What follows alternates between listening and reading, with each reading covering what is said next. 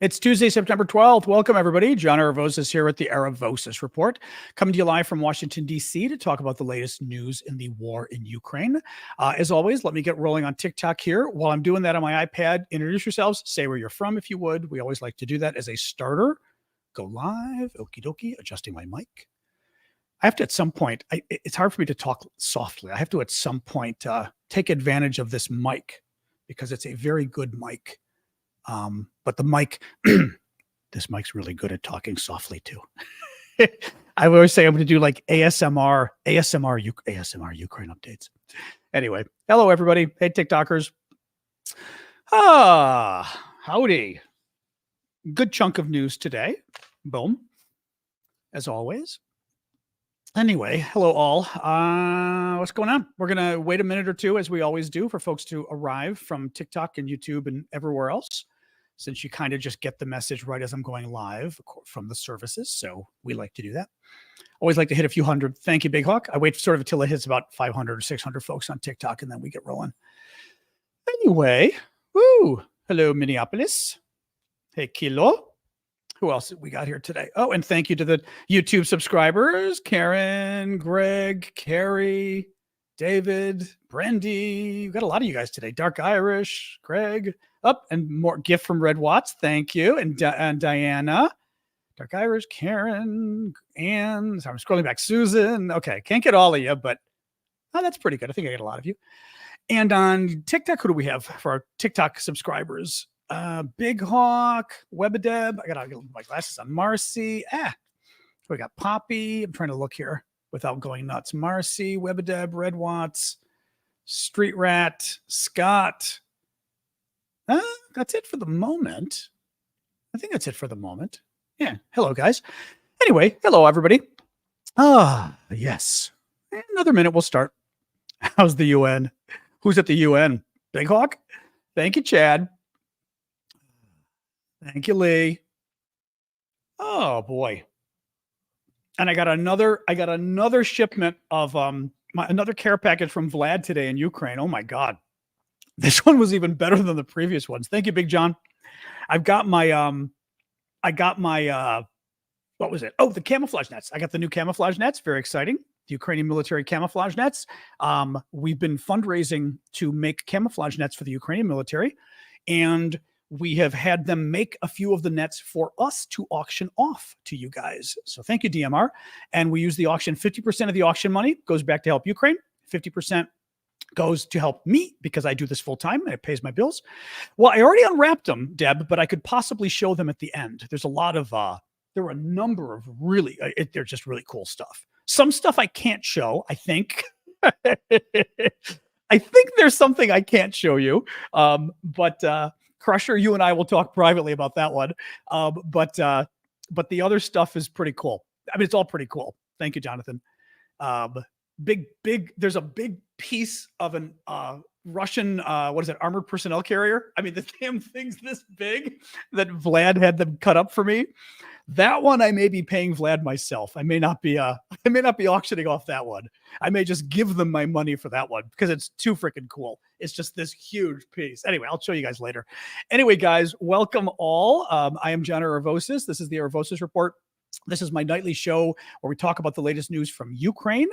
The way the show works, as you guys know who have been here before, we, that's exactly, can't get the stove. I go through the news. I go through the stories that I think matter. And then second part of the show, I answer your guys' questions. We talk about the issues. You weigh in what you think is going on with Ukraine. And let me see. As we go through, though, I very much welcome your guys' gifts because I am doing this for free and I'm doing it full time. So the only way I'm able to do that is because you guys do give me the gifts that help pay the bills. Thank you, Charles, for example. So I will always do a shout out when I see the big super gifts on TikTok. There you go, like Jetta just did. So thank you for that. Oh, that's funny. Hello from Ukraine. That's very cute. What is it? Oh, Kraposka. Oh. Now I'm not sure what you're in Okrapochka. Okay. You're writing it in English. I thought you were writing it in Ukrainian. You confused me. Thank you, Lori. I'm looking at it. I'm going like Kiarosika. Krapochka. That's funny. Thank you, Lori and Elizabeth, for the gifts. Up. Oh, okay. Oh, hey, Susan. Hi from Lahaina. Where is Lahaina? I've heard of it. I don't know where I'm East Coast now. I have no idea where things are. Donation from a doctor you're working with here. Dr. Johnson, can you give him a hi? I think I just did. Thank you, Dr. Johnson. Very nice of you. I appreciate the help. Thank you so much. What was I going to say? Oh, yeah. Anyway, so thank you. I will always do a shout out when you guys do the super chat gifts. I'm sorry, the gifts on TikTok. And when you do the super chat, super questions, like Susan just did a super question, but she did a super comment. That works too. So thank you for that. And thank you, Matt, for the gift there. I did want to mention one thing. We had a fundraiser up last night. We've got half the money. I want the other half. So thank you, Marcy. Speaking of fundraising, you can find the link in my, actually, I'm going to get rid of yours, Susan, so people can see my aravosis.com. You can go to aravosis.com on either of these services, which is web page that links to all of my links. Thank you, Konnichiwa. And you'll see the very top link on there is going to be for donating for sniper training in Ukraine. We were contacted by a military guy that my friend Vlad knows in Ukraine. You guys are familiar with Vlad, who watch regularly. And the guy himself is a sniper, but he has basically had too many concussions from explosions in the military that he's no longer able to do this. He can no longer be a sniper. So he's training snipers and he needs 2 pieces of equipment for his training. Reached out to Vlad. It's cost $700 total. We've raised 360, I believe. So we need 340 more, which is very doable, obviously. But basically they need to get long range scopes or long range, you guys know what you call this. Basically, it's this rangefinder thing that they use for judging the distance to the target. And the second part is a weather kit. It's basically for predicting the weather, because I did not know the weather, the wind, and all this stuff goes into a rangefinder and a weather station. Thank you, Russell. Russell actually knows the words. And a weather kit that the snipers also use. So they need them to basically train the Ukrainian snipers in this unit. So if you guys can help out, you can give directly to Vlad's PayPal. His name is Ukrainian, so I'm not even going to try to spell it. It's too confusing. Thank you, Allie. But you can go to aravosis.com and you'll see the top thing is Vlad's PayPal address. Just copy it down, go into your PayPal. Or on TikTok, you can just go. Actually, I'll put up Vlad's right here for you guys on YouTube. On TikTok, you can just go to my profile, click the Linktree link, and the first thing that comes up will show you Vlad's PayPal. Be aware for any of this, there's no link to Vlad's PayPal. It doesn't work that way when you're in Ukraine. So all I can do is give you his PayPal address and you send the money. 100% of the money will go for the snipers. Thank you, Ellie. I am not taking a dime. Vlad is not taking a dime. Thank you, Ellie, again, and Heather. And if we get more than the 700, I will put that to our next fundraiser. We are constantly fundraising for the Ukrainian military and also for humanitarian aid. Right now, we're doing more for the military. So we will put it to our next fundraiser, which will 99% sure be for the military. We've been raising money to make camouflage nets and things like that. So thank you guys. If you can help, I really appreciate it. Anyway, so thank you for the gift there, Happy Beach. Okay, you guys are freaking me out here on YouTube. Okay, Dark Irish, I don't know what happened, but I'm feeling very bad here because I'm seeing, okay. Oh, I'm going to guess your mom or your grandma. I'm sorry. Okay, sorry about that. Oh, mom. Oh, God. I'm sorry. Sorry, man. Sorry about that. Okay, guys. So let's get rolling, though. So something is on fire in Moscow. Actually, day 566. Excuse me. I almost got thrown here. Day 566 of Putin's 3-day special military operation. Something is on fire in Moscow at the moment. We don't know what. I just wanted to throw it out there because it was sort of the late breaking news. Looks like the Ukrainian drones have attacked again. Maybe the Ukrainian drones. We don't know. But it looks like they hit something because something's on fire. So that's good. I mean, if you're for Ukraine, it's good. Zelensky is going to be, it looks like President Zelensky is going to actually show up at the United Nations General Assembly meeting. I think it's probably in about a week or so. Usually it's around the 19th, 20th, 21st. And it's when all the leaders or many of the leaders from around the world come together and they meet in New York at the General Assembly. And it's a big deal every year. Zelensky is reportedly going to be there. He is going to speak on Monday. Oh, it's next Monday. Yeah, it's next Monday. He's going to speak on Monday before the General Assembly. And he has a meeting scheduled with Israeli Prime Minister Netanyahu, which should be very interesting because the Israelis have been in terms of helping Ukraine because they, basically are sucking up to the Russians. Now, they have reasons to suck up to the Russians, so I'm not going to say they're, I'm not going to say it's illegitimate, right? I mean, but it still pisses me off because, as I mentioned to you guys the other day, I think people who have undergone oppression need to stand up against oppression. Like, there is a special duty for minorities, for example, to defend other minorities. So like, it especially ticks me off when like somebody who's a minority is a bigot. Like that's not cool. And in this case, Israel should understand genocide. I mean, it's laughable for me to even have to say that. Thank you, Chief. So it really ticks me off that Israel didn't say, okay, look, I know in a Machiavellian sense, we want good relations with the Russians. How about in a human Israeli-Jewish sense, you do something about a genocide? And a genocide of a country that's got a significant Jewish population and a Jewish president, for that matter. In any case, kind of ticks me off. But anyway, meeting with Netanyahu will be a good idea. So that's good because it can't hurt for them to develop some kind of a relationship there. Zelensky, so there, Putin and Kim. Okay, so Kim, thank you, Jedamam.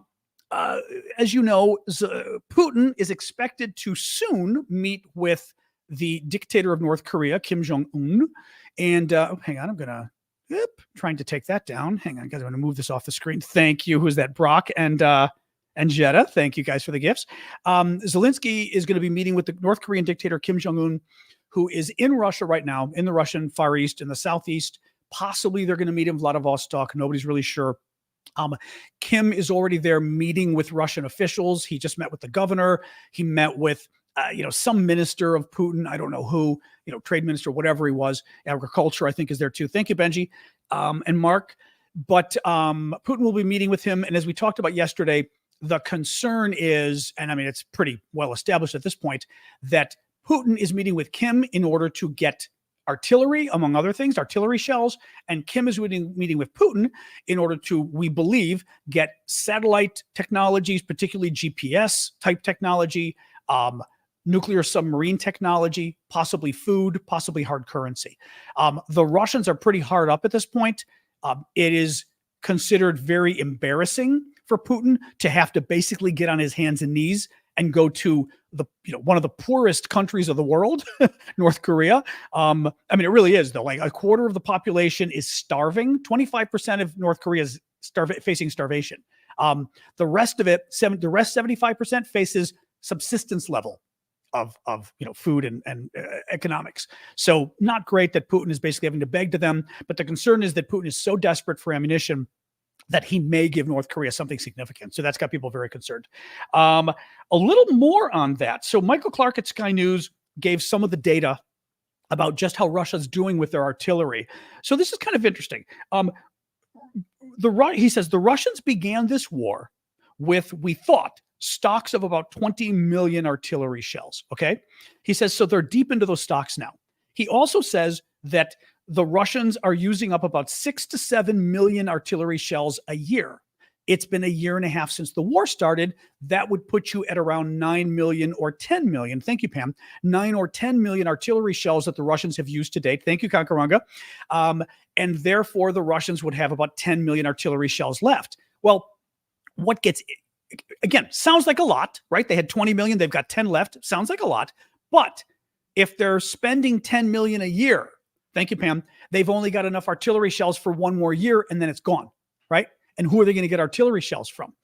Well, they're making some themselves. Clark says that if the Russians ramp up production to its pre-war levels, they could make 1 million shells a year. So that gives them 1 million in other words, 1 year from now, they run out. 1 million, which gives them another month and a half, they can make themselves. Where else are they going to get it, right? Well, they're going to have to get it from North Korea, they hope. The problem there is going to be potentially the artillery shells are old. These things could be from the 1960s. Some of the experts are saying it's not clear if they work. But very interesting in terms of the dynamics there. And this is why people are so worried about what Putin may give Kim in North Korea because the Russians are so desperate. Sky News also reported that any deal the Russians do with Kim in North Korea will be a violation of international law. He says here, it is entirely credible that North Korea has large stocks of ammunition that would be compatible with the artillery systems in Russia. However, if the Russians were indeed to strike a deal with North Korea, it would be an unequivocal violation of international law.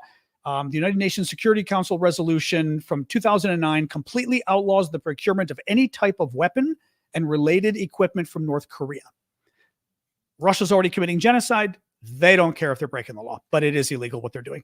Thank you, Kara. Who's it, Carrie or Caro? Kara? Oh, Kara. That's right. You're one of the ones with the thing over your name. I always have to guess how to pronounce your names, but thank you for that.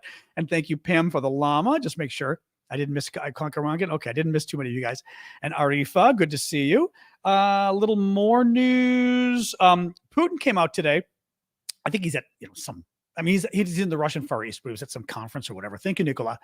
And Putin came out today and said, quote, Russia was never I'm like screwing it up. Russia was never a colonizer. Russia was never a colonizer. Our cooperation was based on an equal basis or with a desire to help and support others. Russia was such a colonizer, it's not even funny. Now, I don't know very much about Russian history before the Communist Revolution. I know a lot about it after the Communist Revolution, but a lot of folks online were talking about Russia back into the 1400s. And I mean, you go back to the 1400s and Russia was already colonizing everybody, okay? The problem is, all of us colonized to a degree. Well, America didn't really colonize, but the Europeans colonized and everything else over the ages, but the Russians kept doing it through the 1900s. Russia grabbed half of Eastern Europe, not half, they grabbed all of Eastern Europe, half of Europe. After World War II, the Russians had a secret deal, maybe it wasn't so secret, with Hitler to basically divide up Europe. They gave Hitler permission to go and invade. And basically Hitler invaded and Russia then invaded Poland because they agreed with Hitler, let's do it. After the war, Russia followed through on the rest of its agreement. It stole half of Europe. So from half of Germany on east, Czechoslovakia, Romania, Bulgaria, Poland, right? Whole bunch of different countries. They just, Baltic countries, Latvia, Lithuania, Estonia. They just stole all these countries and made them part of Russia, part of the Soviet Union, but basically part of Russia. To call Russia and inflicted a communist dictatorship on these guys. I mean, horrific what they did to these countries in terms of the horrific Stalinist communist dictatorship they had on these countries. And for Putin to literally sit there and say, we were not a colonizer. I mean, we once again, our cooperation was based on an equal basis. First of all, right, like with Eastern Europe, Russia was on an equal basis. Give me a break. And with a desire to help and support. Yes, that's the reason Russia rode tanks into Czechoslovakia and into Hungary in, 56 and 68, because they wanted to help and support them. So they came in and slaughtered their civilians who were calling for more democracy. Absolutely disgusting. I mean, absolutely disgusting, the kind of crap from this guy. Anyway, just annoys me because it's the gaslighting, as we kind of call it nowadays. It's just really sick. Swedish government is going to, this was an interesting story today. The Swedish government is going to instruct the country's military to investigate the possibility, there's a lot of hedging here, okay, to investigate the possibility of sending Gripen fighter jets to Ukraine, according to the Swedish news service. This is very interesting. So the Gripen fighters are fighter jets made by the Swedes. Very good. Some of the fighters that Ukraine would want, they'd like the Gripens, they'd like the American F-16s, they'd like, I believe the French, is it the Mirage or what's the other one the French have? I'm already forgetting now. Rafale. Something like that, Rafale, that they've got. And what is interesting with this, though, do you remember about a week or two ago how Zelensky was very excited? I think it was a week ago. Zelensky was very excited that Sweden was going to be training Ukrainian fighters. And remember, he was very excited about it. And I told you guys at the time, and I said, this doesn't make sense because the Swedes don't have F-16s. They're not training F-16s. They're training Gripens. Or maybe I shouldn't say they don't have F-16s, but they would be training the Ukrainians on Gripens. But the Swedes aren't giving them Gripens. So and for Zelensky to be this excited means the Swedes basically, and I said this to you guys, the Swedes basically look like they're saying they're going to give fighter jets to Ukraine, their own fighter jets. Now we're seeing the Swedes are going to have a investigation by the military or whoever the body is to determine if they should give them. But that's good. That's really good. And frankly, Sweden wanting to join NATO probably puts even a little more pressure or a little more incentive, at least on Sweden, to provide these because they really want to show, how good of NATO allies they can be. But anyway, Very cool. Very cool. So this was great news. I wanted to mention two really quick, guys. We are going to be doing we are doing a fundraiser right now, but we're going to be doing a special telethon tomorrow morning, 10:30 a.m. Eastern time, US. I will be live on TikTok and live on YouTube, and the rest of you guys, all of you as well. And we are going to raise money for the surgery for Manda Bear's dog. Manda is one of our moderators, and her dog came down with a tumor recently, diagnosed with it. The vet is concerned it's cancer. The dog needs, at the very least, Ruby. And she's only 5 years old, which, as a dog person, always freaks me out because 5 is very young for any dog. The dog needs surgery. The surgery alone is going to be around $5,000. It would be good if the dog had a CT scan before the surgery in order to see exactly where the tumor is and everything else. That's another $2,500. But at the very least, Manda needs $5,000 at least for the surgery. If she can't do the CAT scan, then she won't, because the vet said she's willing to do it without the CAT scan. In any case, we're raising money for this. You guys can go right now if you want. You can, again, aravosis.com, my page of links. If you go to aravosis.com, you'll see the first link is for the fundraiser we're doing for the sniper training in Ukraine. The second link is to the GoFundMe for Manda's dog, Ruby. So you can go right now and help out if you want. Or on TikTok, again, go to my Linktree link in my profile on TikTok, click it. And the second thing that comes up will be the GoFundMe.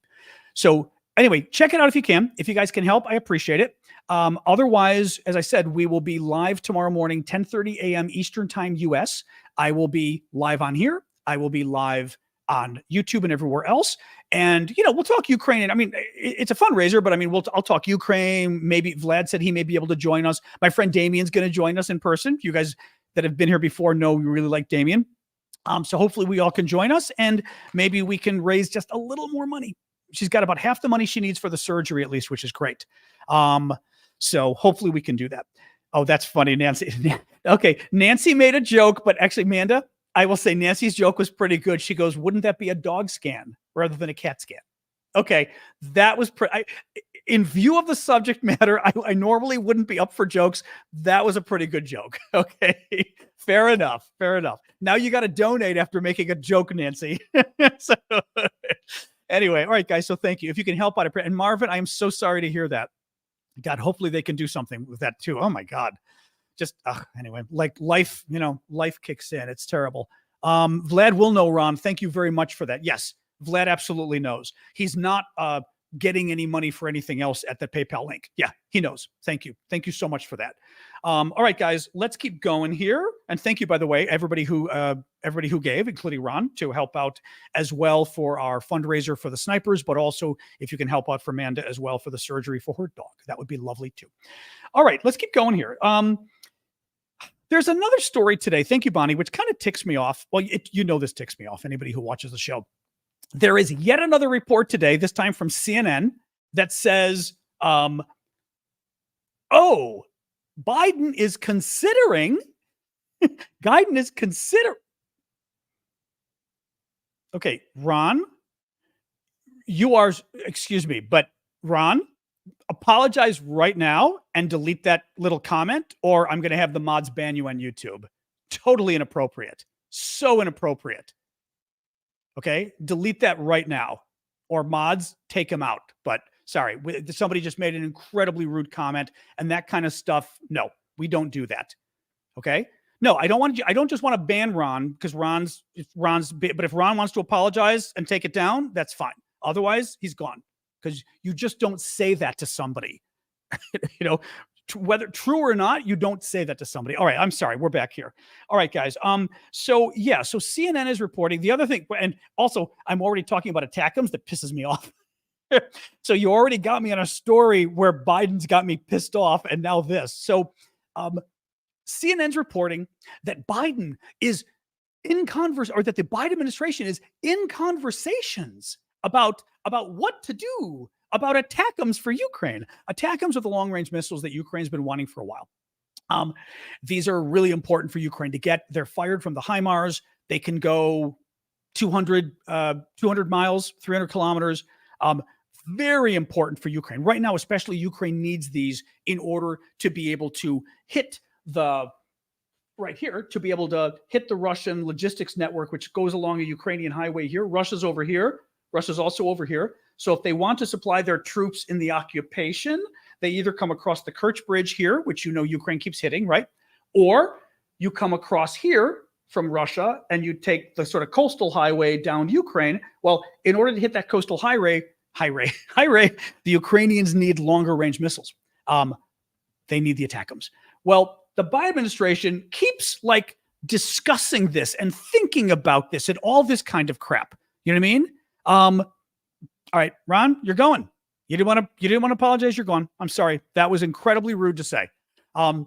So, all right. It's still incredibly rude to say. You just don't tell that to somebody. Yeah. So, all right. Sorry. We're back, guys. So yeah, it's like, I'm ticked about a couple things here. One, Biden should have given Ukraine these missiles a long time ago. Okay, that's the first thing. We should be long beyond the phase in this war where we go, there's some weapon system Ukraine could really use. There's some weapon system that's really important. We've got enough of them, which apparently now we do, but we're just afraid of making Vladimir Putin angry. Who the hell cares about making Vladimir Putin angry at this point? But I mean that actually in a very serious, well thought out sense. I don't mean it in a angry, who cares what he thinks. I mean, literally, why the hell should we care what Vladimir Putin thinks, right? We've crossed so many red lines. Once you crossed a red line like 150 times, it's not a red line anymore, right? We've crossed every red line that Putin, we and Ukraine both, I mean, we meaning NATO and the allies, and Putin both have crossed every freaking red line that he's put down there, right? Don't give him HIMARS. Don't give him Patriot missiles, right? Don't give them tanks. Don't give them F-16s. I mean, we're in the process of crossing that red line. And we did it anyway. And there was no nuke. And Elon Musk's favorite red line, don't attack Crimea.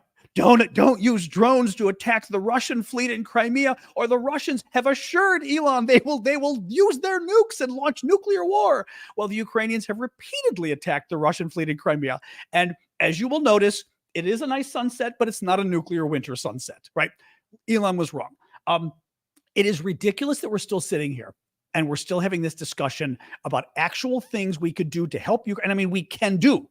We've got them. They're available. They're not a security risk. It's not like it's technology we're afraid, right? Oh my God, if the Russians get it, it's the end of the world. We've got all. Why are we waiting? And what really pisses me off is that the Biden folks keep putting this BS out there of let's leak to the media that we're talking about it. I don't freaking care if you're talking about it, right? Who the hell cares if you're talking about it? I mean, it's just ridiculous. It's just absolutely, hold on, giving an angel their wings here. Bye, angel. Bye, angel. I just don't get it. I don't get it. Just whatever. Long time ago, I mean, we long time ago should have passed the point where we had things we could do, and we could do, right? That we've got them. They're safe. We're not afraid of the Russians getting technology, and that we're not doing it. And the last reason we should not be doing something to help Ukraine at this point is because Putin may get angry. I don't really mean that. Who the hell cares if Putin gets angry at this point? I really don't get it. I really don't get it. Anyway. All right. Let's move on here. So Ukraine's forces, this was interesting. This is a good story today, actually. It's a very good story and very interesting story because it's, again, sort of some value added to it. So the Ukrainians struck a drone operator base in eastern Ukraine, Luhansk province. And I want to see if I know the city. Let me see. Oh, I think it's in Luhansk. Okay, it was in Luhansk. So over here, okay. City of Luhansk, eastern Ukraine, again, area occupied by the Russians. And the Ukrainians hit a drone base, basically, where the Russians had a number of drone operators, and they were using them to, manage the drones. Well, the Ukrainians hit it. On the 11th, yesterday, and wiped out a slew of the drone operators. There's video.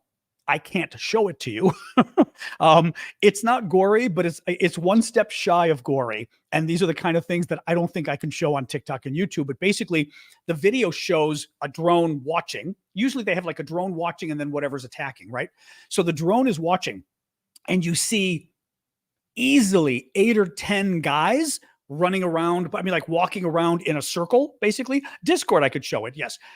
8 or 10 guys at least kind of going back and forth. And these are the drone operators at their little drone camp.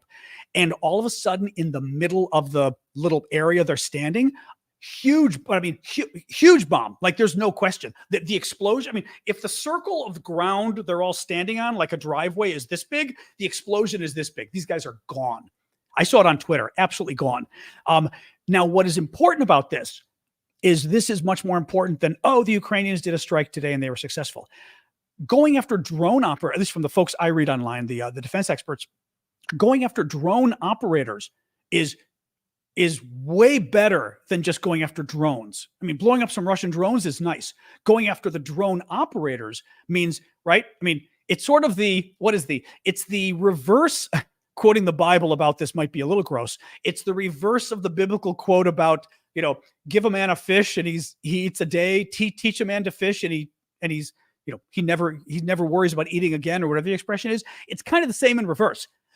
Blow up a drone and the drone operator gets another drone. Blow up the drone operator and he ain't sending any more drones again. It's a big setback for the Russians losing these guys. So this was a really good intelligence on the Ukrainian part. And like I said, clearly from the video, they got these guys.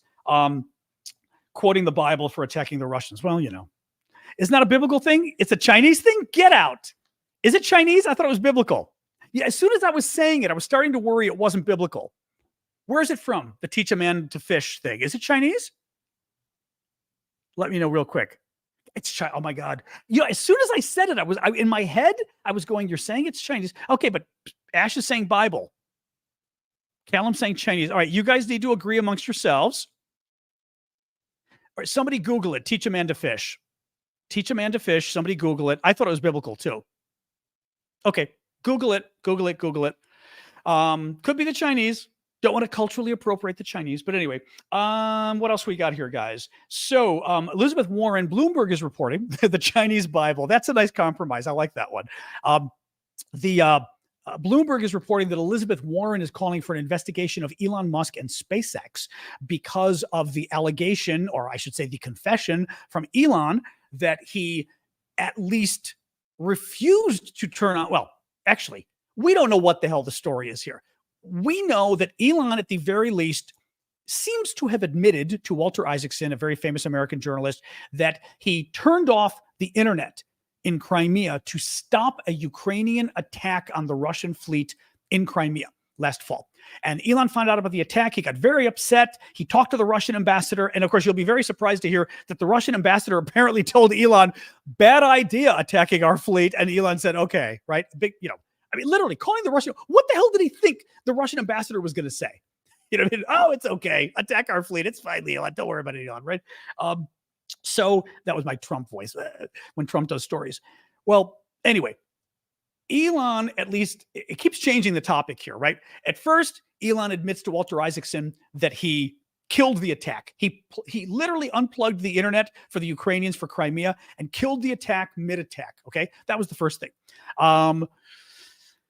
Okay, there you go. David Newsham says it's in the Bible. I thought it was in the Bible. Okay, so here we go. The oldest English language use of the proverb has been found in Anna Isabel Thackeray's 1837 novel, but it's in the Bible too.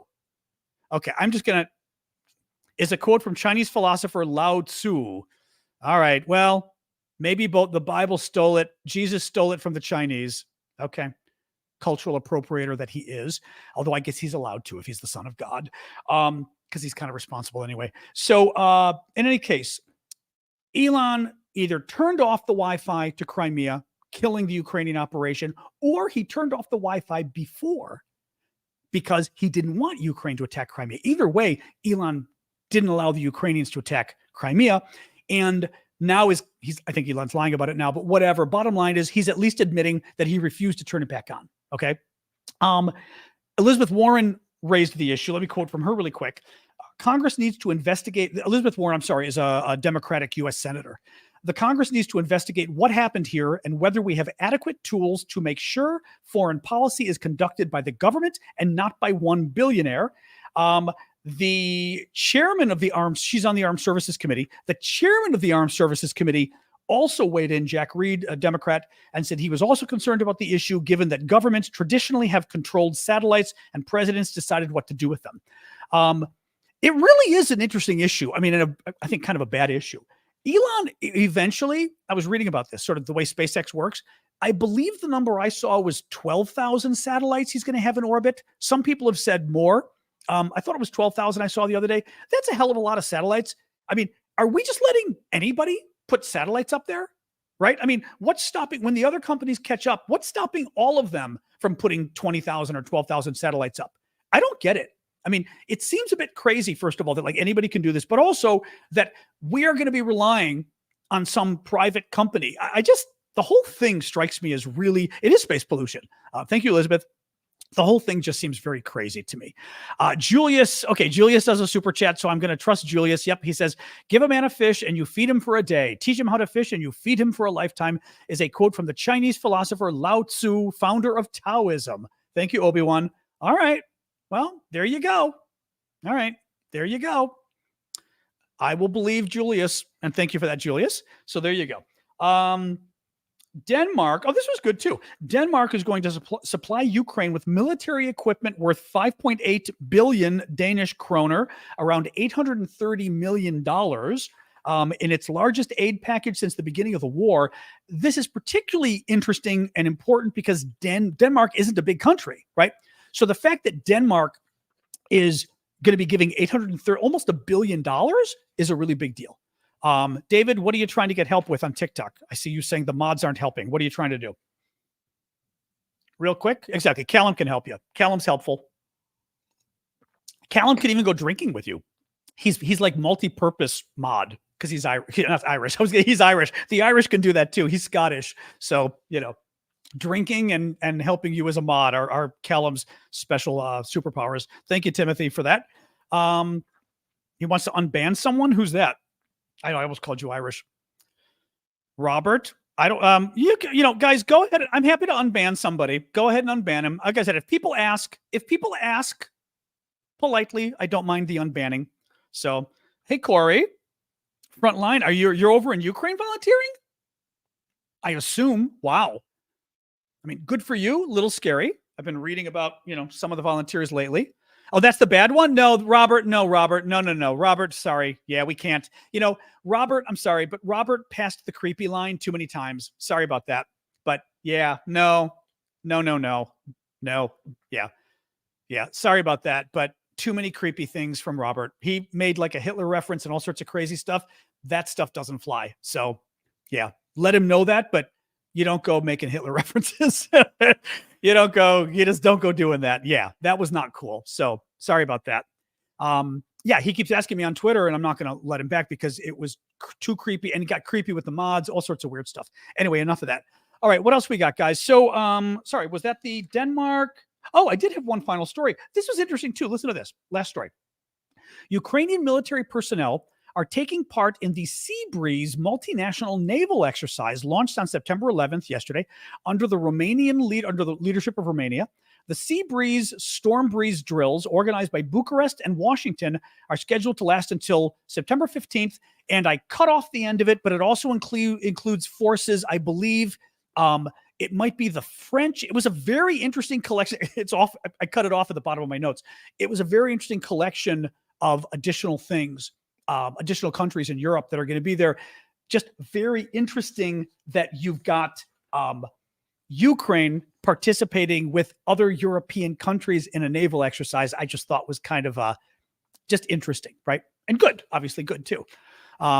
Anyway, all right. So that is it for the news, guys. I think, yeah, that's it for the news. We can go to questions and stuff. Also, as always, if you guys, please do keep the gifts coming. The gifts are how I pay the bills. The gifts are how I keep doing this. So please do keep doing that. And also, if you want to be members, I appreciate that too. You can sign up for membership, which is basically a monthly contribution. You can sign up on TikTok and become an SNN member. You see the folks like Poppy and Deb and others, blah, blah, who have got that. That's the folks who are the monthly subscribers. And on YouTube, for example, you can see people like Carrie and who was it, Ann and Dark Irish and Michael and some of the others who have got green names. They've got green names because they are monthly subscribers on YouTube. And they're monthly, help support me monthly. It gives you, on each of the services, it gives you, like blah, blah, showing you on TikTok, it gives you different emojis you can use, which is kind of fun. Also, it gives you access to the Saturday morning show, which is the show I do almost every Saturday morning at 11 a.m. Eastern time US, just for the paid subscribers, just to help out. Thank you, I should say. Thank you, Chad. But anyway, but most importantly, it just helps me out. And it's very helpful. Thank you, Marcy. If I can build up enough subscribers, I don't have to basically hit you guys up all the time for the gifts. Although I love the gifts, Elijah and John. Thank you on TikTok. Do you love the gifts? Actually, on TikTok, they are fun. I mean, TikTok especially, the gifts are kind of fun. But nonetheless, if I can, if we can get that, we can sort of, it's nicer if I can get some monthly subscribers, because then I don't have to worry as much to hit you guys up. But anyway, if you can, I appreciate it. So thank you. Shrek. Oh, that's cute, from Ukraine. Shrek. Shrek. Oh my God, it's hard to say in Ukrainian. Shrek. Like Shrek in English I can do, but Shrek with the sh is hard. Shrek. Oh my God, that's hard to say. Do I think Elon will be punished? No, he will not. No, he will not. Not at all. Can somebody answer that? Give Me Food is asking, how do the Swedish jets compare to the gift membership? Sorry, real quick. Gift memberships on TikTok. Can't you already do? I think you can already do those on TikTok. There isn't an actual setting, is there? And on YouTube, where are you talking about, Constant Chaos? On YouTube or TikTok? It should be enabled, I think, whatever it is. So folks, tell me here real quick, while Constant is getting back to me on that, the Griffins versus the F-16s, or Griffin, whichever, versus the F-16s. Callum says, who's former British military, the Griffins are excellent. F-16s are superior, but not by much. Oh, that's interesting. Oh, on YouTube. Okay. I don't know that there is something. I'll have to check. Is there such a thing of gift subscriptions on YouTube? I had no idea. Edwin is saying Griffin is better. Griffin can land on highways. You guys have told me about that before. Okay. I remember that. Right, because the F-16s, the concern is they have to land on runways that are super, super clean, meaning like any kind of little screw or nut or bolt can, sort of destroy stuff. Otanbot says Griffin is generally cheaper to operate. Okay, interesting. Okay, so either way, this is excellent news though, because pretty much they're very close at least. So it's not like they're a much cheaper cousin or anything like that. That's great. When will a peace deal be reached? Super Spreader is saying, who knows? I mean, the problem is both sides, not the problem, but I think both sides still think they can win. And if both sides think they can win, there's no point in having a peace discussion, right? And actually, let me explain a little bit more here. If you're Ukraine, you don't want to, what's the point in discussing peace? Russia literally is occupying 17% of your country. What's to talk about, right? Is Ukraine supposed to say, well, we'll give up some? Right, that's crazy. From Russia's perspective, Russia has to feel like it's got something to lose if it doesn't negotiate for peace. So the thinking is that Russia, Putin's in this, well, I think Putin's in it for the long haul, but I also think Putin's bluffing, because I don't think Putin necessarily has the ability to do this for the long haul. As we talked at the beginning of the show, problems with the Ukraine, with the artillery. They don't have enough artillery. They've got manpower shortages. They're worried about their economy. If they draft too many people, lots of problems. So I think Putin's bluffing to a degree on how long he can do this. Any case, Susan, you're in Lahaina, Maui. Oh, you're in Maui. Oh, wow. And another doctor you work with, Dr. Rain, says hi. Hi, Dr. Rain. Good to see you too. Or Rain, if you're French. I don't know. I doubt. But it looks like a French name, like Rain. I speak French. That's why I'm not making fun of the name. I actually do speak French. But Rain, I guess. Good to see you. Thank you. Thank you, Susan. You're cute. I appreciate that. Well, if you get them, hey, get your doctors to donate so we can finish the sniper training. If they're into that kind of thing, we need $700. We had $360 when I started the show. We only need $340 more to be able to buy a weather station and a rangefinder that basically a sniper trainer in Ukraine is going to be using to train the troops on how to be train new snipers. He's a friend of my friend Vlad, who we've been working with forever, who contacted him, who's former military, was a sniper himself, went through literally 3 concussions of explosions and finally couldn't snipe anymore. So now he's doing the training for snipers. Let them know, seriously. And if we reach our goal of 700, which I'm sure we'll reach at some point, any extra amount will go for additional fundraising we do for Ukraine. And at this point, we're doing fundraising for camouflage nets. We are going to be doing fundraising as well for drone extenders, which help the Ukrainian troops operate the drones at a longer distance. So as long as they understand that if we go over, we will use it for other efforts that are also helping the Ukrainian military, just so they're not surprised, obviously. But yeah, if they can't, 100% goes there, obviously. We're just using Vlad's PayPal. You can find it. I will give it to you right here. Or if one of the mods has it to put up, here we go. There's Vlad's PayPal. So just, you can PayPal directly to Vlad 100%. Anyway. All right, guys. Hello. So what else we got here? Ship bombed by Russia. Is any ship coming to Ukraine after that? That's a good question, Carl. That was my concern. Well, Russia tried to bomb a ship on August 24th. That we learned. He tried to bomb a ship and the Ukrainians stopped it from coming. Now, that still would scare ships, I think, potentially. So, that's not a good thing. But that was my concern, that if all Putin needs to do is blow up one ship and the rest of them are afraid to come. Now, the only thing is, all Ukraine needs to do is blow up one commercial ship going into Russia, even though it's kind of a war crime. But all they have to do is do that, and then commercial shipping to Russia isn't going there either. It just depends how the NATO allies would feel about that. Magical says, Isaacson said on CNN that Musk told him he offered to sell Star Shield to the U.S. government. Wait, I'm forgetting isn't Star Shield? What is Star Shield? I'm forgetting what Star Shield is. I'm forgetting what it is, actually. So help me out here, guys. I don't have my Google in front of me. I guess I can ask Alexa. Alexa, what is Star Shield? According to fandom, Star Shield, formerly known as Grogar, was a male unicorn pony in Starlight. Alexa, stop. Alexa says Star Shield was a male unicorn pony. I'm going to guess that's not what Elon was talking about selling. Yes, the Rubyathon I mentioned earlier. The Rubyathon is, we're going to be doing a fundraiser tomorrow at 10. It's ongoing right now. You can find the link in my profile on TikTok. Click the link. You'll see it listed. All of you can go to aravosis.com and you will see the second link on Aravosis. Second link is a GoFundMe. We're raising money to help pay for the tumor surgery for one of our moderators' dogs. Ruby. Oh, moderators, Mandy, her dog is Ruby. Crazy expensive cost for the surgery. $5,000 for the surgery, like crazy. So we're trying to raise the money to help Mandy because she doesn't have that kind of money. Most of us don't have that kind of money. So I thought might be nice. She's been doing this for over a year, helping us out, helping Ukraine, by basically volunteering her time. So anybody who's a Ukraine supporter, if you can help out, I did. Obviously, the rest of you, if you can, I appreciate it. Again, you can find the link in my profile on TikTok. Just click the link in my profile on TikTok. Second thing that comes up on the page, you'll see Mandy's GoFundMe link for Ruby. And for you guys, go to aravosis.com and you can find my link for Ruby.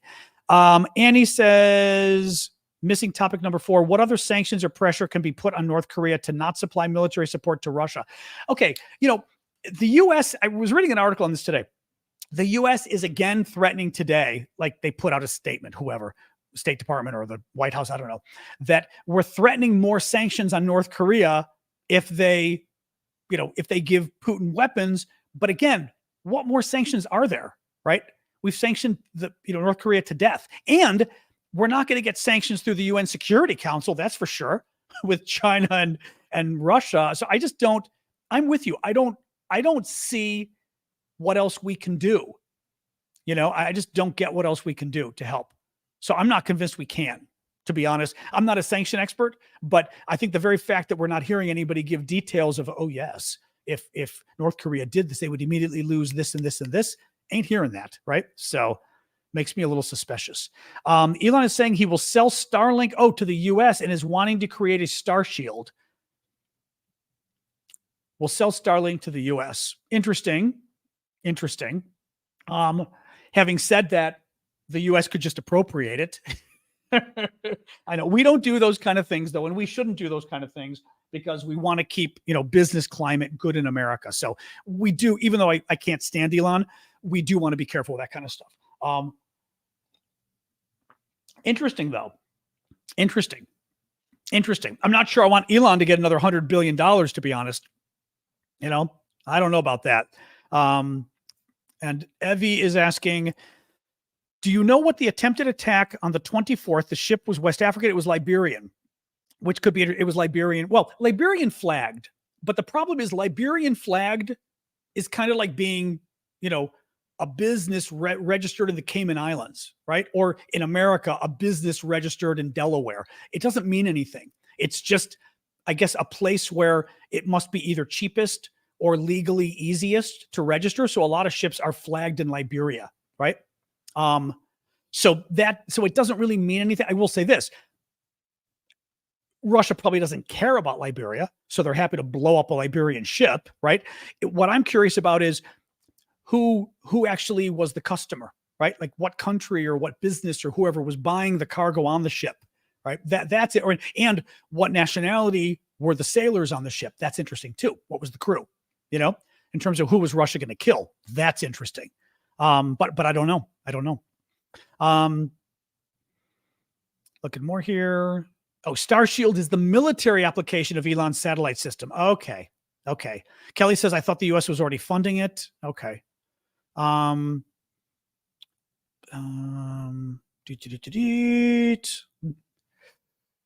what else we got, guys? Oh, I'm going to yawn at you all. What else is going on? More questions, more comments. I did see, yes, Cam is saying, did you see that the UK cut training to Ukrainian forces due to a noise complaint? Yes, the locals around one of the British military bases were complaining that there were too many explosions going on because the British troops are training Ukrainian troops. So they cut the training back to like a third, it said, or something, which is a little concerning because I don't know, how are the troops going to get the rest of their training unless they're going to other bases or something? But yeah, I guess it was understandably a little loud for the locals, which, I guess I can appreciate that. I'm going to yawn at you all. Yes. Funny how Kim thinks he's loved by the people, but travels in a bulletproof train. Yeah. Putin too, right? Isn't it treason if you're in cahoots with an adversary? Well, that was the thing Elon said yesterday. Elon got very upset because people accused him of treason. But my favorite is that Elon's response wasn't that he didn't commit treason. It was that he didn't technically commit treason. And he said, well, treason, because basically somebody talked to Elon and Elon thinks he's really smart now because somebody, basically those of us who work in this area, not in the area of treason, but in government, know that, or lawyers especially, know that treason, you have to be at war, first of all, for it to be treason. And we're not at war. America's not at war with Russia. Second of all, it's not really treason against America because it was kind of treasonous of what he did against Russia, right? I mean, against what he did against Ukraine, right? But so Elon, thank you, Malcolm, for the hat. Elon, rather than saying, I didn't commit treason, I didn't do anything wrong, Elon says, well, technically it's not treason because we're not at war. Which I love because, I mean, like I said, if you're innocent, you don't respond like, right? Did you kill that woman? Well, technically, it's not. No, did you murder her? Well, technically, it's not murder. I mean, you're kind of going, okay, your lawyer's going, shut up, just shut up, right? The appropriate answer is no, not technically. So, yeah. Anyway, I know yawning is contagious. I did so. Even talking about it, you got me doing it. I do know that actually. I've made dogs yawn before, which is very funny. I missed a question of yours today. Well, sorry, Julius, what was it? And you'd have to pay again. Thank you. Do you think a country should send Ukraine back to fight if their government sends a draft notice? Wait a second. Oh, Ukrainians. Oh, do I think a country should send Ukrainians back to fight if their government sends a draft notice? I mean,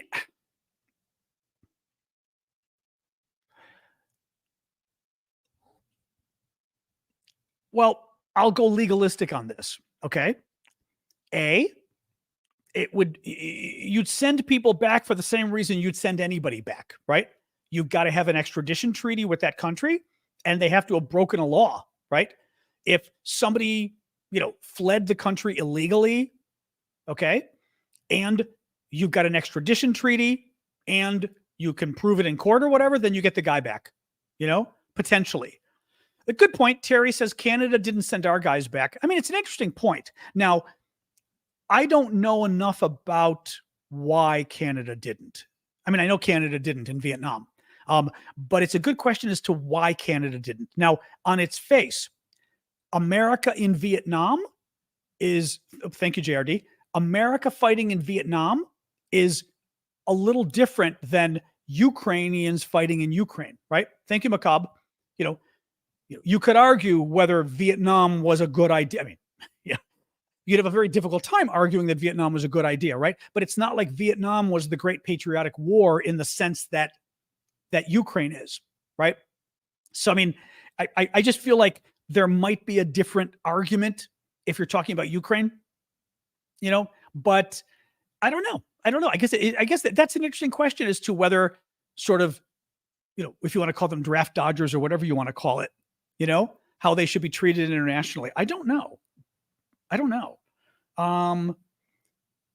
the neighbor, I'm going to tell her, the neighbor wants to go play with the dogs.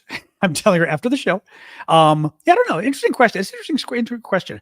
What's my 9/11 story? My 9/11 story was being in my rental apartment that I had a few blocks away from here, but it was really cool because I was on the 10th floor of a building and I could oversee all of Washington. It was amazing. I had a balcony. But it was a rental. It never went private, so to speak. I never could buy the place, but I could see the Congress and I could see the Washington Monument out my building, out my balcony, beautiful balcony. Well, I wake up and I usually wake up like at 9 o'clock or whatever it is. And I'm trying to remember the timing here, but all I know is I got up, made my coffee, whatever. And when I went to open the curtains, there was a pillar of smoke out the window, but in the distance. So like, if you're looking here, like where I am, it was as if it was something like this on the screen, this big, coming to a point and going like this. And I looked and I was like, what the hell's on fire? But I couldn't see a fire. I could just see a huge plume of smoke. It was the Pentagon. And I had no idea. I mean, I can't see the Pentagon because it was just a little too low, but I had no idea I could see the Pentagon from my apartment. It was the Pentagon. And then I put on the news, I think, probably because I usually put on CNN in the morning. I checked my email and that's where I saw the email and literally saw like one of the emails, I think that was like news alert, plane, commuter plane hits the World Trade Center. And I was like, holy shit. But I think I hadn't put on the TV yet. And then I put on, I have pics. Yeah, I've got pics on not right here handy. I've got them on my computer over there. I doubt I've got them right here I can look. I don't think I've got them on this computer. I doubt I've got them here. I shouldn't have them here. They'd be on my other computer. But I took pictures out the window and then you could see lots of other people that were there, hang on. Let's see. There's a chance they're on this computer, but I don't think so. No. Yeah, because this computer is a new computer, so I would have had to transfer files and I didn't. And my backup drive, I don't think I have it attached. No. Yeah, I don't have it here, guys. Sorry. But it was wild. Yeah, very scary. And I remember actually the funny thing, my mom watches the show if she's listening. I called my mom because it was like the second plane hits at like 10 to 10 or whatever it was, Eastern time. And I call my mom and I'm a little freaked out now because also we're having a friend of mine who was working on Capitol Hill for Senator Kennedy called and said, we've just been evacuated. They're saying that there's another plane coming for the Congress. Everyone's freaking out. And I called my mom and I said, I wanted to let you know I'm okay. Things are really weird here. She goes, oh, okay. She goes, I knew you were okay. She goes, you're not anywhere near the Pentagon. And she goes, okay, honey, I've got my bridge crowd coming over. I've got to talk to you later. And she hung up and I was like, Mom, I was completely freaked out because, you're like alone and you're going, okay, people are saying they're blowing up we heard at that point, we knew the Pentagon was on fire. We were told there was a plane coming for the Capitol. We were told there was a plane coming for the White House. And we were told that a car bomb went off at the State Department. Now, the car bomb especially was not true in the end, but that's what we were told. So we were all like going, what?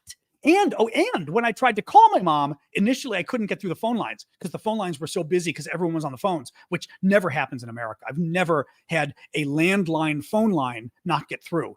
Never. I mean, that just doesn't happen. Very scary. Yeah. And it freaked me out. I mean, I didn't realize at the time, but it really freaked me out. Yeah. So anyway, Callum does not recommend car bombs. Well, I mean, we do you do recommend them depending, right? I mean, you don't recommend going through them on the receiving end if you can help it, but yeah. A 10-minute mini biography or book. That's interesting. I do have the photos. I mean, I've got some interesting photos and things. Actually, what I did was I had photos out my window, which are kind of cool because you also see people on the rooftop just looking at that cloud in the background. And then I think it was the next day or the day after, because we were all stuck at home freaking out. I mean, everybody was freaking out. We didn't leave the apartments, nothing. And maybe 2 days later, we left the apartments and there were National Guard troops on like every corner. It was bizarre. I mean, you felt good about it, but like literally uniformed military on every street corner with weapons. And I got chills even telling you now, this is something you don't see in America. Even today, you don't really see that. It was very freaky. Yeah, very freaky. And I remember my friend John was visiting, who at the time was working for the State Department. And like, this is loud now, maybe a few weeks later, he was in town with the State Department and we go out to dinner on 17th Street and we're sitting outside and, trying to kind of chill out. I'm still kind of freaked out a little bit. We're eating and John's, in Washington at this point, after 9/11, the sirens kept going off every 15 minutes. Every 15 minutes, we had an ambulance, police, fire, something every 15 minutes. And it was driving me. I mean, literally, I think it's what gave me PTSD. It was just every 15 minutes you heard a siren and you were like, oh my God, stop. Well, we're sitting at this restaurant outside and John has been working at this point, I think he was working in Paris at the embassy in Paris, US Embassy. I think he was in Paris. I don't remember where he was at the time. And he's got his cell phone on the counter, on the table, sitting outside at a restaurant in DC a couple weeks after 9/11. Someone calls him on the phone. And what ringer do you think John has on his phone? He has the police siren that you hear in Europe, in Paris especially, that goes, like a donkey, blaring loud on the phone. Everyone, including me in the restaurant, went flying out of their seats. I mean, literally, all of us were out of our seats looking around and he's like, oh God, sorry. Oh God. I mean, really freaky, really freaky. And then that I'm trying to remember if that winter, I don't even think I was in Paris yet. I wasn't even in Paris yet. Yeah. Like 2 years later, I think it was a year or two later, I was in Paris. It was a couple years later. And I think it was a year or two later. And I was in Paris over Christmas and with friends. And we were having dinner at a nice restaurant. And now this is like a year or two later. Thank you, Ken, for you. And the waiter behind us was, carrying a huge thing or a busboy, whatever, huge thing of dirty dishes and dropped the tray of dishes behind me. Like I'm sitting at the table, dropped the tray of dishes like 6 feet behind me. And we're sitting at the table, like four of us having dinner. It was, somebody I was dating at the time. It was very nice. And all of a sudden I felt my eyes tear up. And I mean, we're just talking with friends. My eyes tear up. And all of a sudden I had to get out of the restaurant and I ran out of the restaurant and they were like, oh my God, that was the weirdest. And that's when I finally realized like, okay, this freaked me, like basically PTSD, I guess, is what I came to learn afterwards. But I'd never in my life knew about like noise triggers. It was it was crazy. I mean, I share the story because I'm not embarrassed of it. It was weird and it's better now. I still don't like loud noise, but it's not that.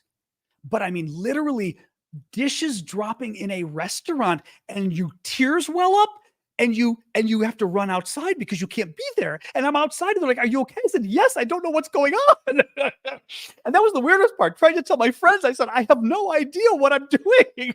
I said, I'm crying, but I'm like, now I'm laughing, crying. I said, I'm crying and I have no idea why I'm crying.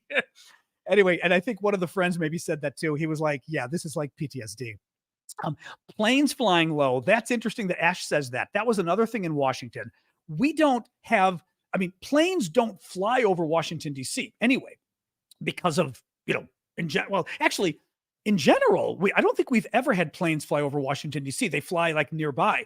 So after 9/11, especially, actually 9/11, they may have made it even further. I'm trying to remember actually before 9/11, but before 9/11 was the airspace as prohibited?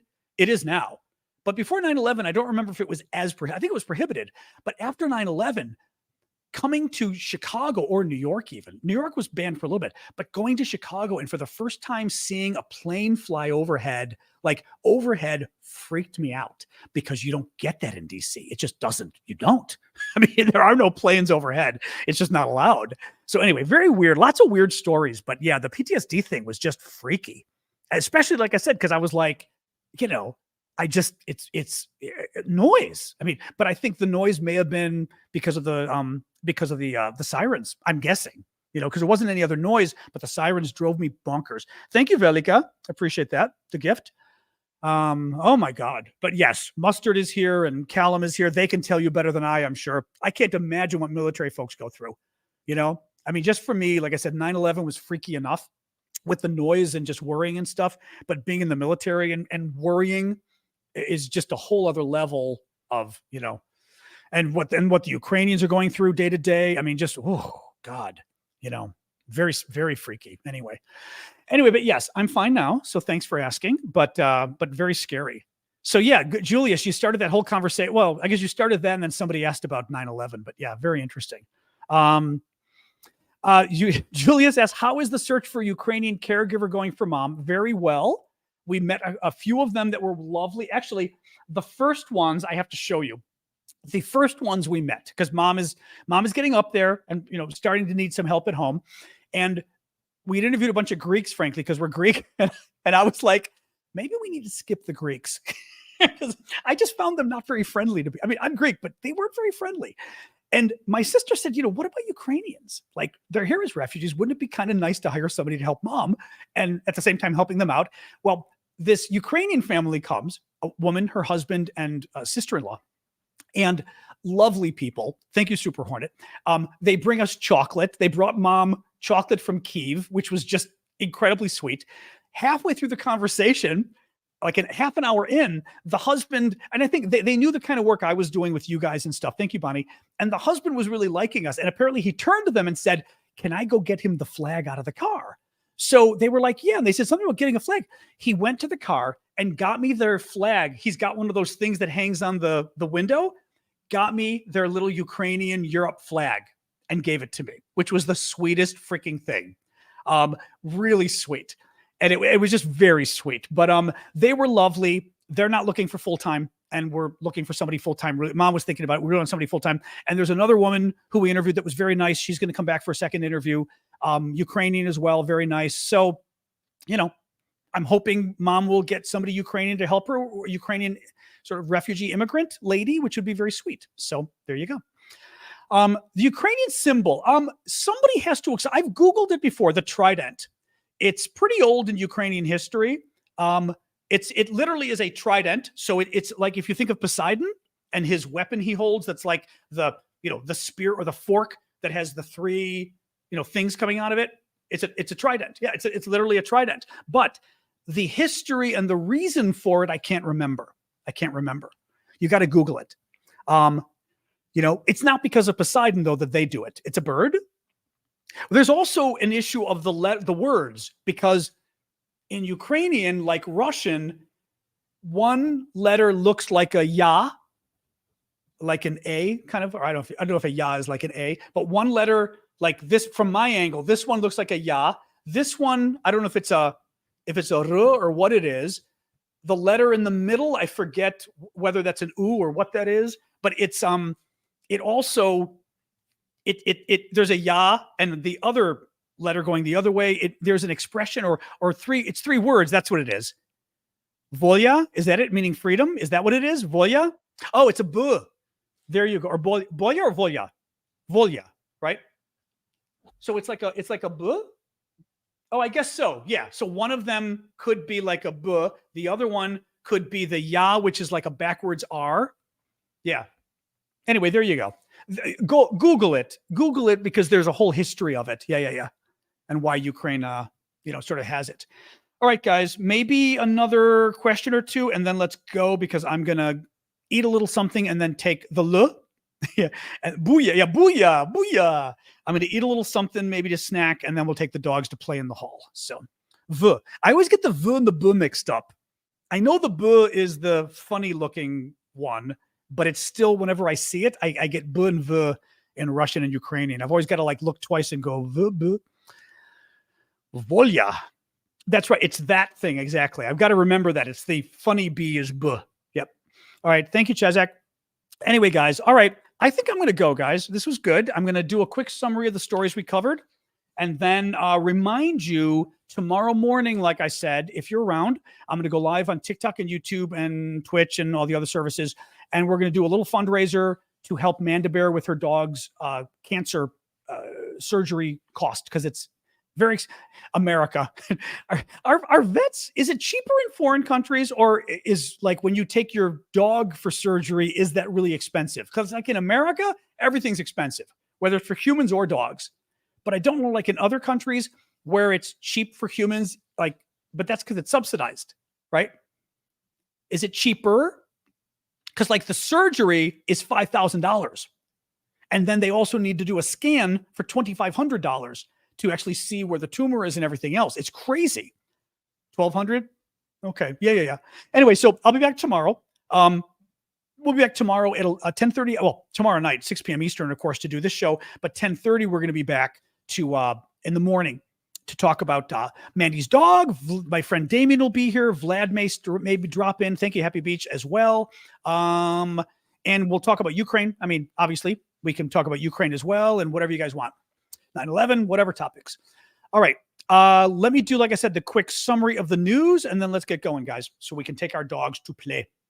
Today's day 566 of Putin's 3-day special military operation. Something is on fire in Moscow again. We don't know yet, but that was happening right before I came on. Zelensky will meet Israeli leader Benjamin Netanyahu in New York next week when he goes to the UN General Assembly meeting. He is going to be speaking to Congress on Monday, and the UN General Assembly on Monday, and then meeting with Netanyahu during the week as well. Putin and Kim are about to meet in southeastern Russia, right on the Pacific there, probably Vladivostok. This is Kim Jong-un, who's the leader of North Korea. We believe that Putin is going to be trying to get artillery shells, among other things, from the North Koreans that he desperately needs for Ukraine. And North Koreans are going to try to get a GPS system and possibly submarine technology from the Russians, nuclear submarines. Putin came out today and said that Russia was never a colonizer, which is utter BS. I mean, hundreds of years of Russia being a colonizer, let alone what they did to Eastern Europe after World War II, was a freaking war crime. What they did to Eastern Europe. Absolutely disgusting that they would say that, but typical of the Russians. Thank you, Bonnie, for that. The Swedish government is going to investigate the possibility of sending Gripen fighter jets to Ukraine. That's a cool idea.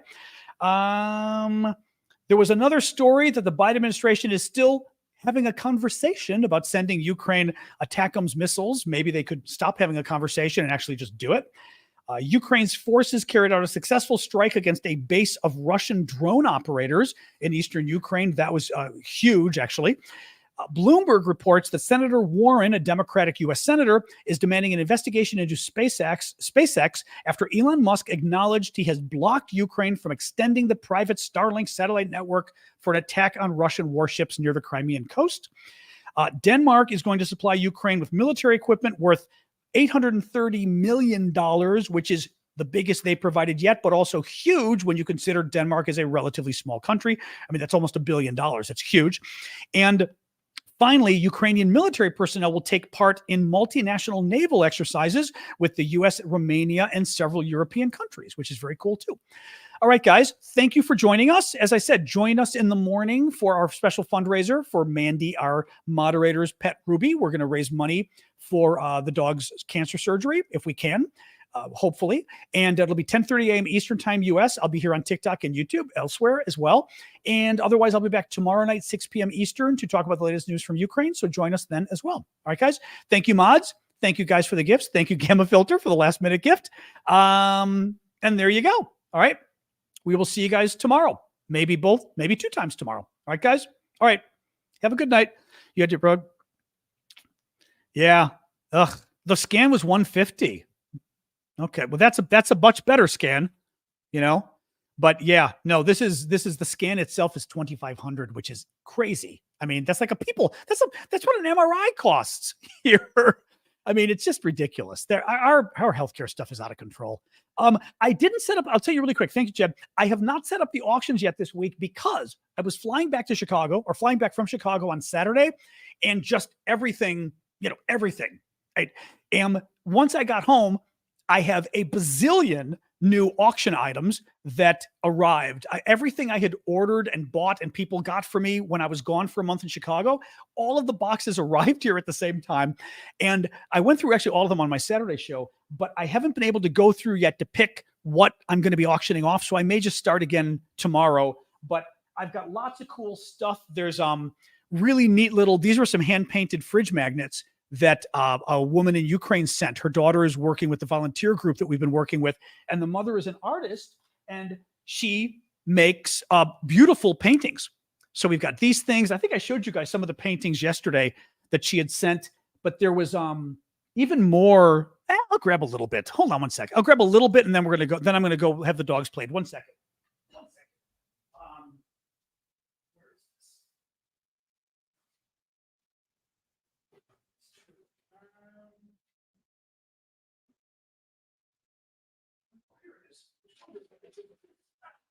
Here we go. I was wondering what I did with this. Here we go. Put my microphone back on. Oops. So this was some of the stuff that Vlad sent today. So we got the new camouflage nets. I'm very excited. Thank you for that. Who was that? Dawn and Tomcat. So we got new camouflage nets. This is really cool. I may even auction this one off tomorrow. We'll see. This is something that the woman who runs Harkovu Mir, which is the charity in Kharkiv, Ukraine, that we've been doing a lot of work with. Harkovu Mir is basically Meals for Wheels, but they do much more than that. They bring meals to people who need it, but they've been feeding people in bomb shelters. They've been working with us to get money to people with disabilities in a disability center, all sorts of stuff. They're coordinating the camouflage net manufacturing that we've been paying for that too. Well, the head of the organization went and bought this herself to give to me to auction off for you guys. So, and the auctions, by the way, 50% of the money we put back into Ukraine, 50% goes to support my work. But this thing's absolutely gorgeous. Look at this. I mean, I think it's leather. It's absolutely gorgeous. It's a bag, or it's like I guess it's a bag. Yeah. Or like a purse bag, I guess. But I mean, look, it's hand painted. It's absolutely, I think it's absolutely stunning. You've got to see it with like the right lighting. On YouTube, it's a bit too bright. Has like a little wallet inside, and the wallet is tied on. I mean, it's this really nice piece of, it's really beautiful. I mean, it's just, and that's a Ukrainian woman in the spring outfit. Anyway, absolutely beautiful. But she sent that, a couple things. Oh, this is cute. These are the bracelets that Vlad's daughter picked out for us. Vlad went to the market with his daughter and wanted to pick out bracelets that we could auction off to people from Ukraine. So Vlad's 4-year-old daughter picked these bracelets, which I think, and they're actually they're really cute. She did a good job. Like, they're really neat. So these are the bracelets that Vlad's daughter picked. There are several camouflage nets, as I said. There's something I'm not going to show you. 1 minute as I put this back. There is something that Vlad got, but I'm keeping it for myself. Callum, if you're there, 1 second.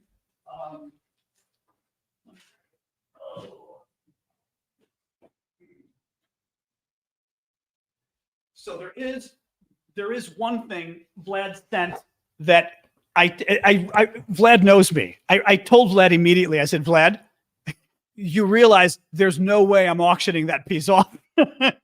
I'm going to give him a donation for it. This is, this is kind of cool. So this is a piece of a Russian armored personnel carrier, APC, from Ukraine. And we've got like video and everything else of it. So one of you guys will be able to identify it. So I'm going to auction this off. It's a piece of the armored personnel carrier, but the same armored personnel carrier, they cut a huge chunk of something some kind of cover it had on it. And hold on a second, check this out. Oh my God, it's a little dirty though. It's this big piece from the Russian armored personnel carrier shot in Ukraine. I mean, is that wild? It's absolutely crazy. I know. Mustard, I'm telling you, I saw it and I literally wrote Vlad immediately and said, Vlad, there's no way I'm selling that thing. And Vlad knows me. Vlad knows me. Hang on a sec. I'm going to put this back. One sec. Let me take this off. I will say this though. You have not been around, I think, for the weekend stuff. Hang on a second. Let me show you this.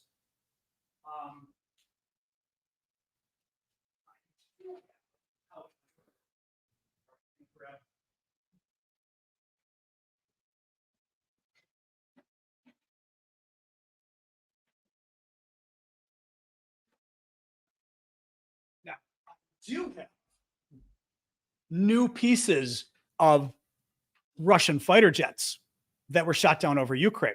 Now, we have graduated from the small pieces to things like this, folks. I mean, and I even know which fighter, like which specific fighter, but also which plane. I believe we've got the call sign or whatever of the plane. This one is potentially even cooler. It's smaller, but look at the detail on this thing. It's multiple pieces coming together. And even better on this one is look at the back of it, which has the actual outside color of the plane on it. The blue is you'll see a number of the Russian planes having the blue on them. This one's really cool. This one I wanted to keep, and my nephew was like, no. He goes, you're already keeping a few of the fighter jet pieces. Don't keep another one. I was like, okay.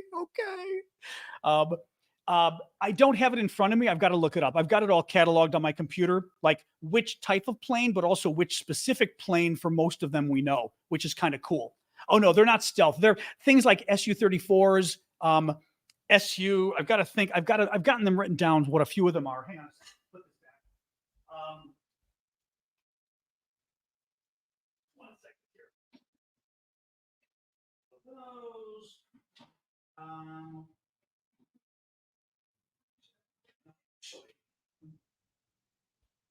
Actually, I will show you one.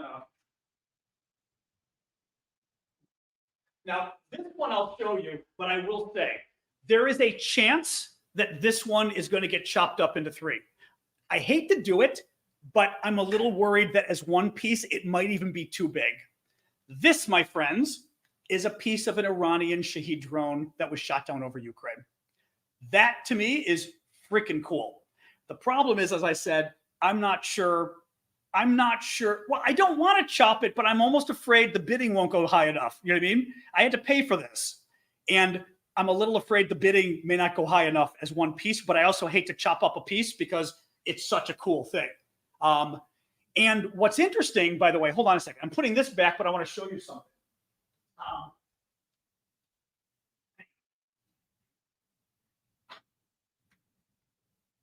One second.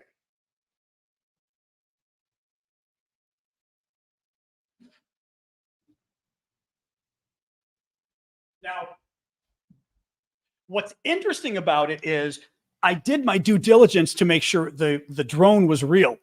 And I love it because I was like OSINT before OSINT was cool. I spent an hour researching photos of shot down Shahed drones, right? Or, basically. And I finally found, I got that piece and this are from the same drone. Okay. So this is from a Shahed drone too. That and this are from the same drone. I finally found a picture on PBS's website. PBS is Public Broadcasting in America. Not really BBC, but kind of Public Broadcasting in America. And I found a picture on their website, and the picture showed the wreckage of a Shahed drone, and it had this exact thing, whatever the hell this is, joint or whatever. It was the exact same joint in the picture. I mean, different joint, of course, right? But the same joint, the same, because you can see like there's different colors, the silver, the orange, the whatever. Literally, it was the same joint on the Shahed. And I went, that's it. That was it. So I bought this too, that I'm probably going to auction this off too. It's another piece of the drone. It's nothing special, but I've got the picture that like shows you, which is kind of cool. Hang on, putting this back now too. All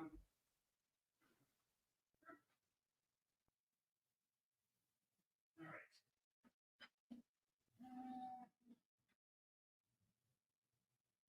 Actually, that's pretty cool. I'll show you two more and then we're done. All right. I'll show you two more and then we're done. All right. This one I like because it's small.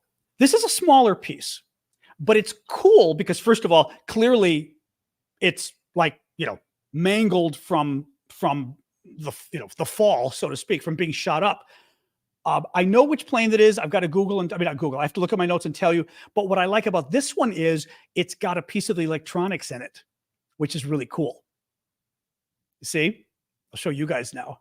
But see the little electronics thing at the bottom, which I think just adds to the coolness of this. You know what I mean? It's a nice small piece, but it's a really cool piece. And the final thing, an FBI watch list, not the final, I've got many others, but this one is neat too. It's, again, a piece of the plane, bent, because you can see, piece of the plane, a good sized piece, first of all. But what I like about this one is, look at the back of it. It's got the internal frame of the actual plane on the back.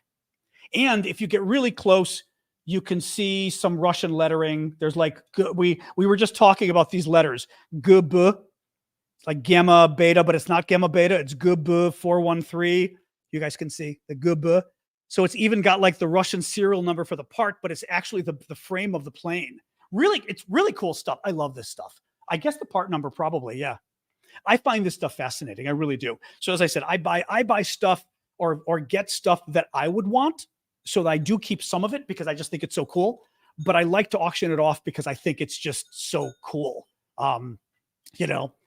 Evidence in a war crime. I mean, their fighter jet shot down. You know what I mean?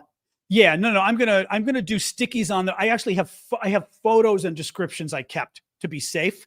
But nonetheless, yeah. I'm actually auctioning them. I mean, there's no how much they cost. I'm gonna auction them. So we'll see. But as I said, the big piece, I'm just not sure because the big drone piece, because if people were bidding enough on it, I'd keep it as one, but I'm a little worried that, you know what I mean? Like, because some of these did cost me some good money, but we'll see. Yeah, no updates at this time. I'm not going to say how much I paid. My apartment isn't that big though. I have a 1-bedroom apartment, big ceilings, but big ceilings, but not a big apartment. No, some stuff I got cheap, some stuff I did not get cheap. I actually, one piece, I'll show you the final piece. This one I bought for myself. So I will tell you, this one with shipping, I may have spent $175 with shipping. Hang on, but it's really cool. Hold on. Oops, put these two back.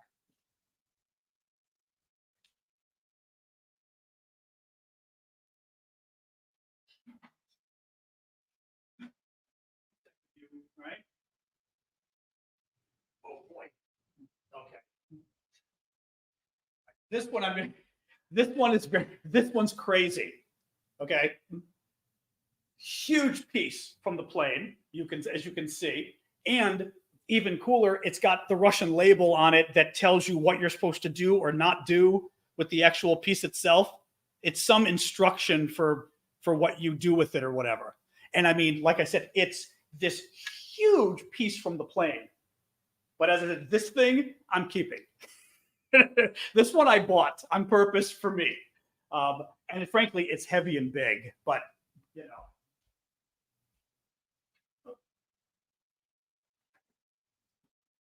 Anyway, now I gotta wash my hands.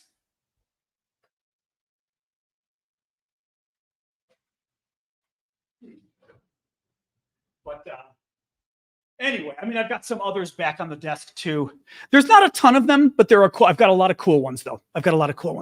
I do have one more piece of the KA-52, the commemorative thing that the one I've kept, but I think I've got one more that I'm going to auction off probably in a month or something. Yeah, I do have that.